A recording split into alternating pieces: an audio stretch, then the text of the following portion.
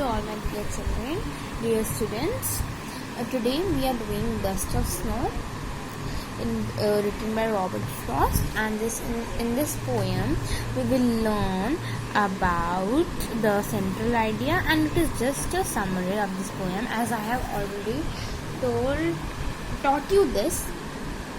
So I'm just giving a revision so that you you can revise this quickly with me.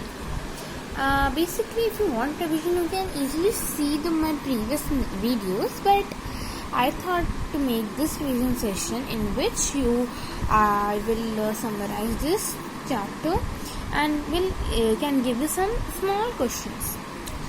So at the end, so let's start.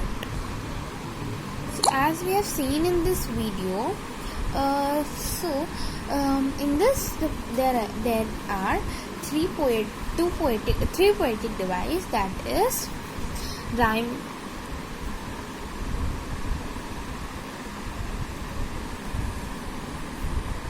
scheme A B A B, W E W E. So this is our rhyme scheme of this poem. Again, T D T D, A B A B.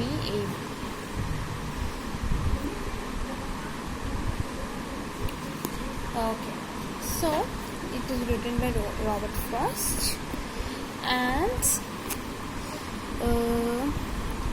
it also have two more poetic device, that is symbiosis and irony. So we will see that in the at last of this session. So the summary of this poem I wanted to give is, firstly I will give the central idea of this poem, and then I will give the para-wise explanation. It is not a brief explanation. If you want to go in brief, just go to my previous video which I made. It is just a revision lecture, so I am doing this with central idea. Dust of Snow by Robert Frost is a simple poem, but symbolically it has a deeper meaning. It expresses the significance of smaller things, which impacts our thought processes for the future. The poetic device the poetic device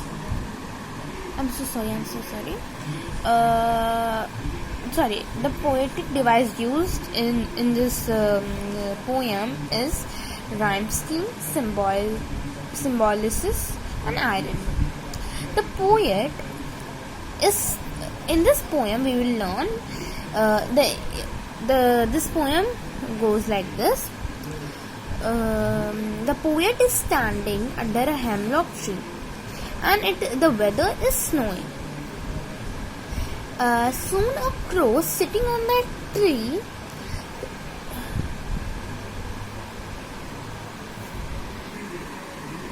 So the poet is standing under a hemlock tree. It is snowing. Soon a crow sitting in the tree on the tree shakes it, and the snowflakes fall on poet. This incident just changed the mood of the poet. As in the poem we have learned that the poet was sad, and his half of the day went by that mood, as he was upset and happy. The half of the day went like that, but after the snow flakes fall on him, the poet changes his mood, and he spent the rest of the day far from being unhappy and sad, that is happy and excited, I can say.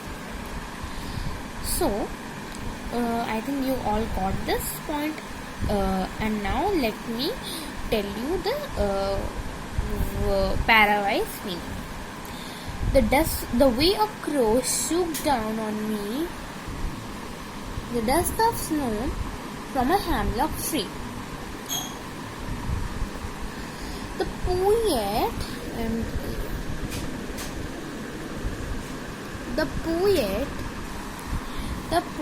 in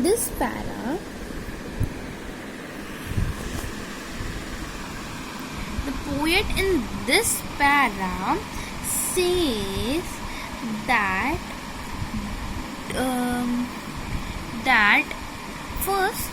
that the poet recounts a small incident that happened to change his mood in this poem. And in this para, he was feeling depressed and upset and hopeless that day. He was standing under a hemlock tree. A crow sitting on it shook the tree and the snow flakes fall on the poet. This changes the thought procession of the poet. He spent rest of the day happily. So here there is two words which are to be concerned. The words are dust of snow and hemlock tree. So the dust of snow symbolizes over here particles of snow, and hemlock tree over here tells us a poisonous plant. So a poisonous plant a poisonous thing can never represent something positive. So hemlock tree is a symbol of negative, such that crow too is a symbol of negativity. But regardless of this, poet do not believe in suspicious behavior.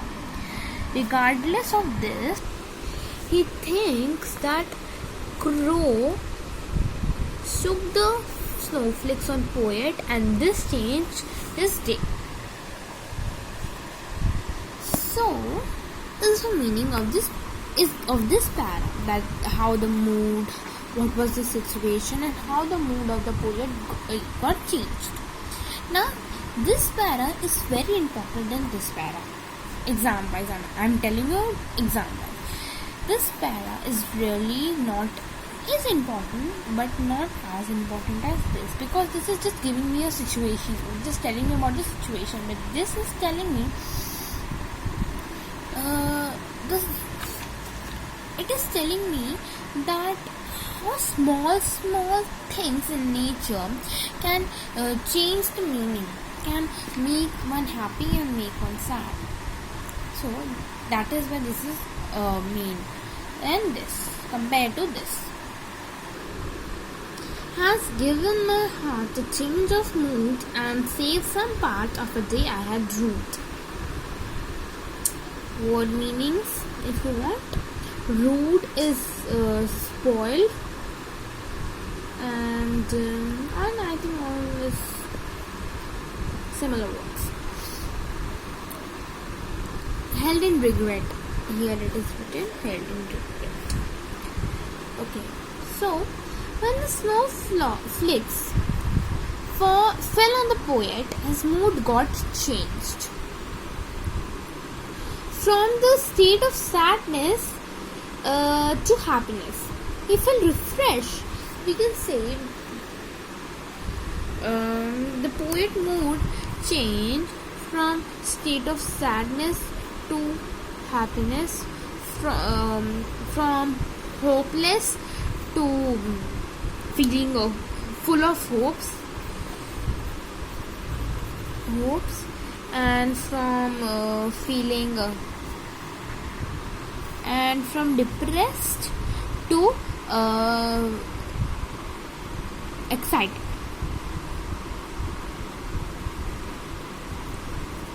I can say that over here. So, has given my heart a change of mood and saved some part of the day I had ruined.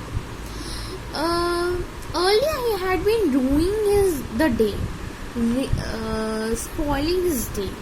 Now he started to take an interest in spending it without any tension. This small incident saved the rest of the day from being wasted in disappointment.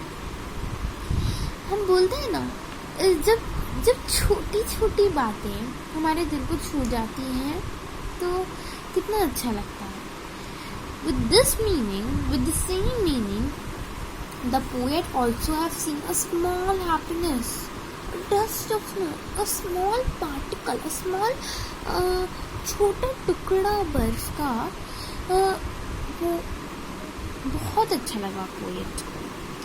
So in this poem, in this whole line, the poet is also trying to say that every solution is hidden in nature. Nature has solution for everything. Even this corona case, I can take an example. Even in this corona case, if nature has created this, then then the nature must have a solution for it. But if it is human made, then nature can't do anything. Nature can still do something, but let's hope for the best. So it says, right? So this is Dust of Snow by Robert Frost. Easy. Here I also wanted to tell you something, that the crow and a hemlock tree represent the negative elements over this poem. And the dust of snow stands for some natural joy or something joyful, something a positive element, I can say. It means that the sad day is going to change. The sad day is going to change. It is going to change into something joyful for the poet. In this para, you can write if assumption is asked. Like, I have a question for you. What do crow and hemlock tree represent? Joy or sorrow? What does the dust of snow that the crow shakes off a hemlock tree stand for? So you can write like this. And if I wanted to give you a 2-mark summary for this poem, I will give you, the poet is trying to convey a thing. It is that the thing like mood, situation changes when there is a change in nature. He also wanted to say that the nature has answered to all human problems. One need to see these only. He wanted to say that nature has every answer of every question. One just have to see it. Like the poet must, if the poet had considered crow and hemlock tree as a negative element, then the full day he would have been sad and upset. But regard of this, he looked crow like a hope of joy, dust of snow like a hope of joy. He did not think crow as a negative element. He does not think hemlock tree as a negative element over here. So this is a very main lines too. Now we are doing fire and ice.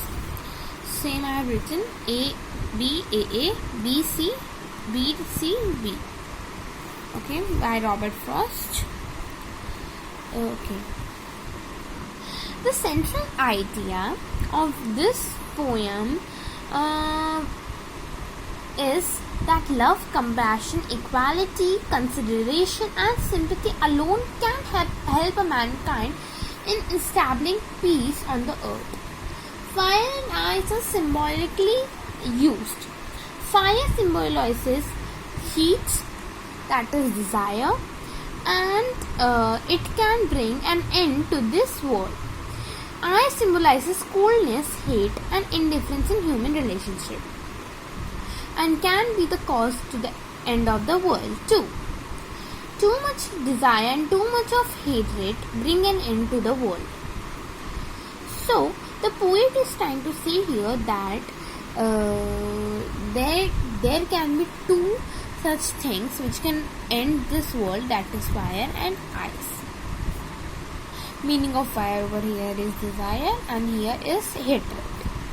Now let me make this and this explanation. Some says the world will end in fire, some says in ice. For what I have tasted of desire, I hold with one those who favor fire. The poet wonder whether the world will end in fire or in an ice. Both the things stand in contrast. That is, both the things are opposite to each other. These are symbols of passion and desire, coldness and hatred, and indifference in human relationship. Both stand in difference. There are people who say that fire, heat and passion will end the world. There are also some people who say that ice will end the world.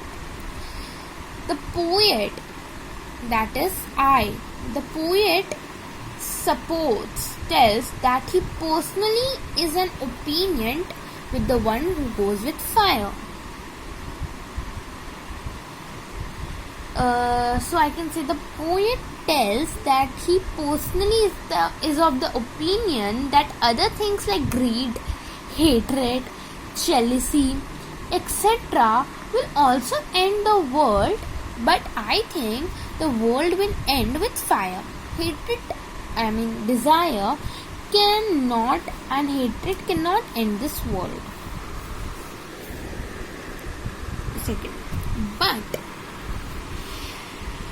if it had to perish twice, I think I know enough of hate to say that for destruction ice is also great and would suffice.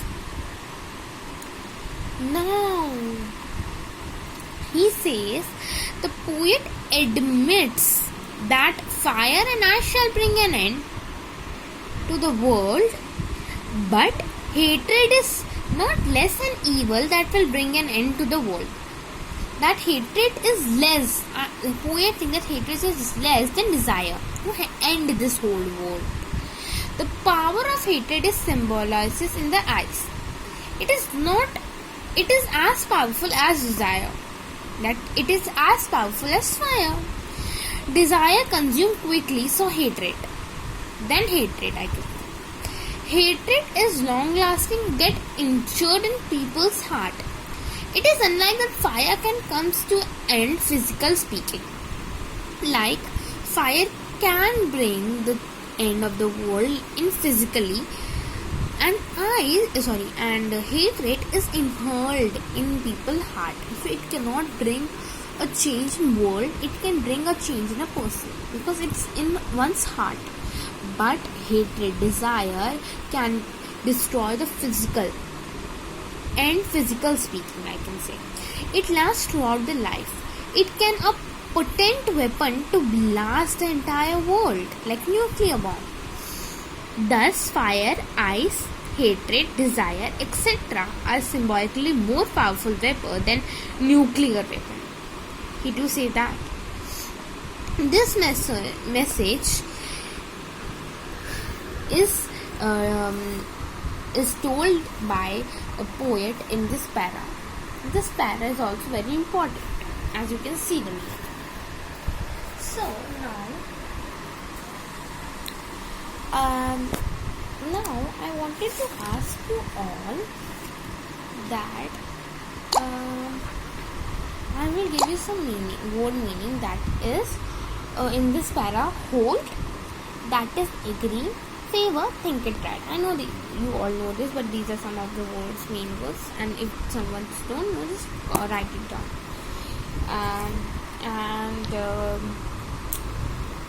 In the second para, perish. What do you mean by perish? Here it is written die, and you can also write destroy. Destruction is to ruin. Suffice is to be sufficient.